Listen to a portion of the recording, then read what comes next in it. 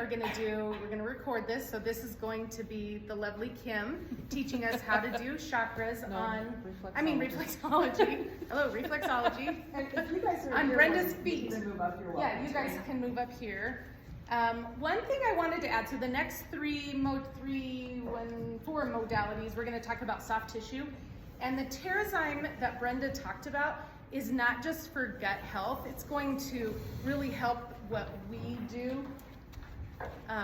In the fact that, okay, so your body can only produce so many enzymes. It has to choose. So if your digestive enzymes have not been met, that trumps everything as far as enzymes in your body. So your body will only produce digestive enzymes. So if you're having pain, weirdly, you want to take a digestive enzyme because it will meet your body's needs, get that met, and then your body will produce what's called metabolic enzymes. And you want metabolic enzymes to heal soft tissue, whether it's lymph, muscle, ligaments, whatever we're working with there. So in a roundabout way, strangely, Terrazymes is also going to help with your soft tissue. So I will leave it at that.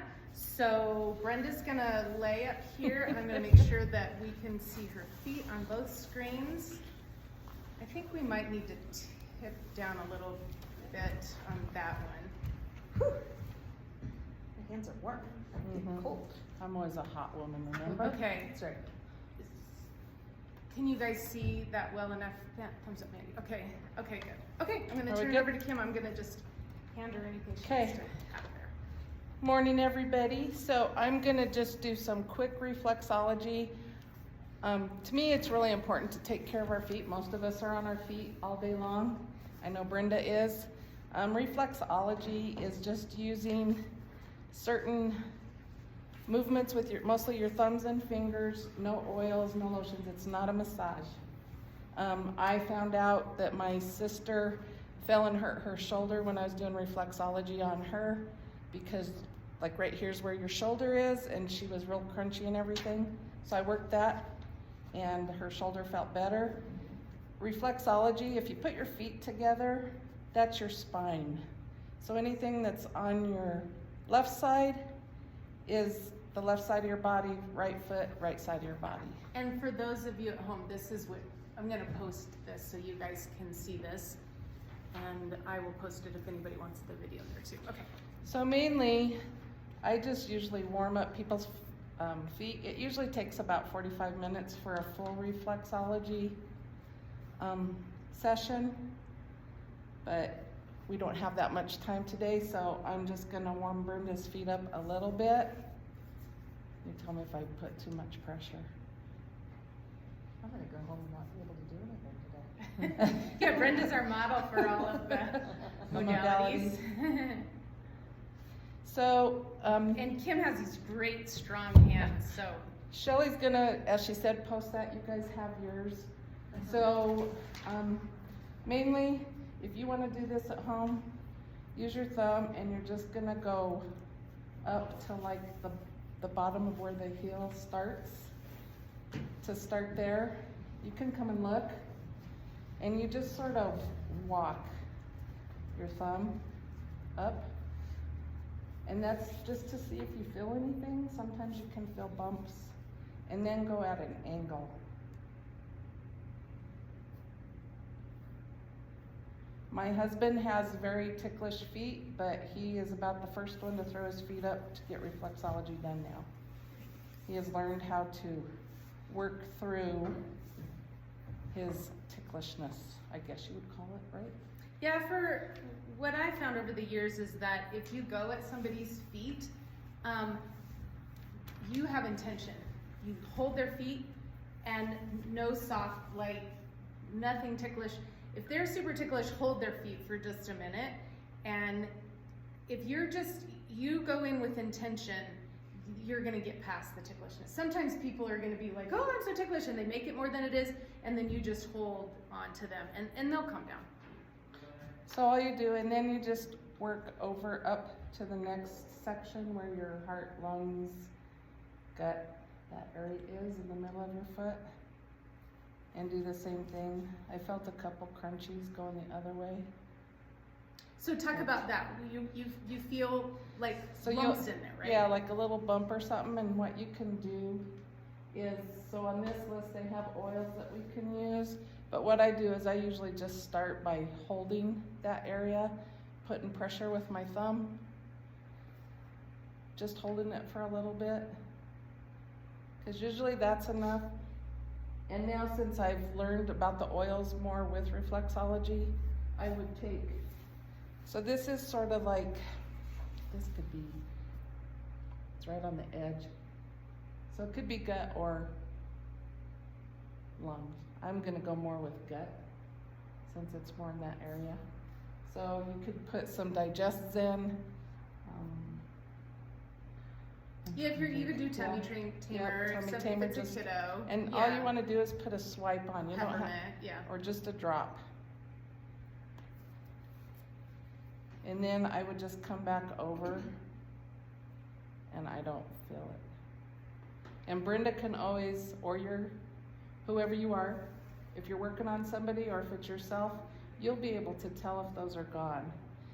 And then I just work this area like that a little bit, just using my thumb to put some pressure. And then I go up to the top of the foot and I would do the same thing. Today, so right in this area, your heart and lungs is on both sides. You have a lung on each foot, and then your heart is sort of divided. Right about in this area is your thymus, which is good for immunity. So I like to come in, and I do it straight. I don't use any coconut oil. So on guard, Yep, and this is on guard, and I just like to put a drop. like on the bunion area. Yeah, sort of like where that starts curving. Some of us have more of a curve. And I just sort of massage that into that area.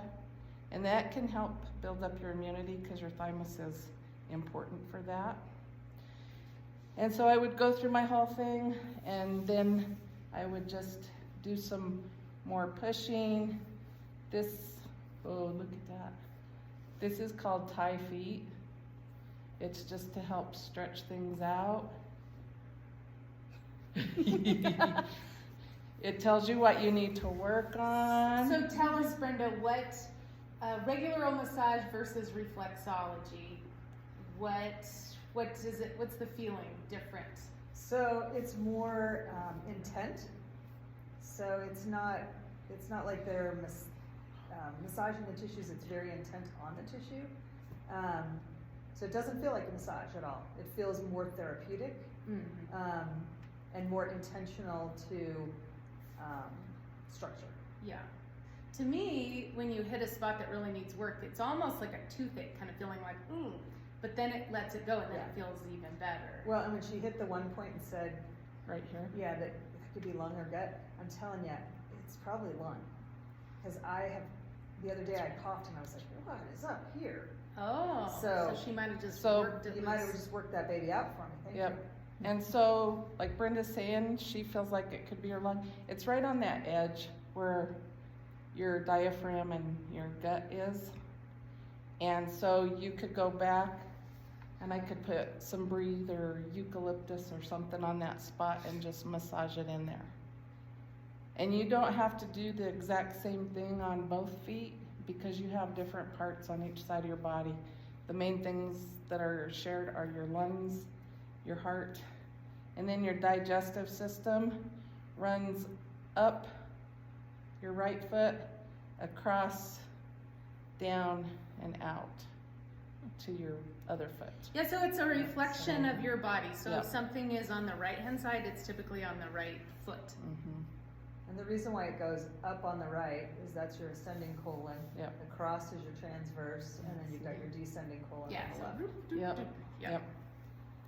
Yep. Okay, so if you have any questions, you can ask or post them on the class invite. If you guys online, do you have any questions, just unmute yourself. No. Okay, good. Okay. Okay. So Okay. what happens if you have plantar fasciitis? Plantar This is great. fasciitis, okay, so this is something that I dealt with and I've had a couple clients.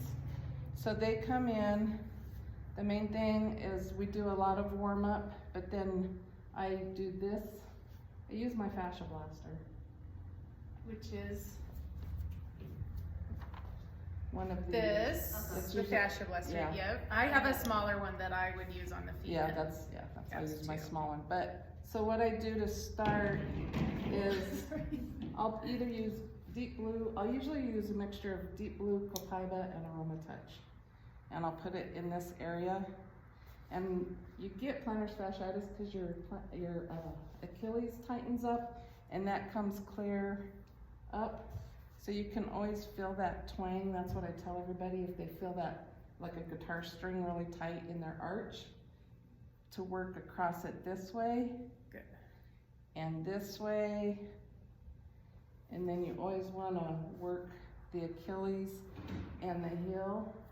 Another thing that you can do for plantar fasciitis at home is freeze a water bottle, and at home roll your foot. I've had it in the past, Over I don't it. have it now, but yeah.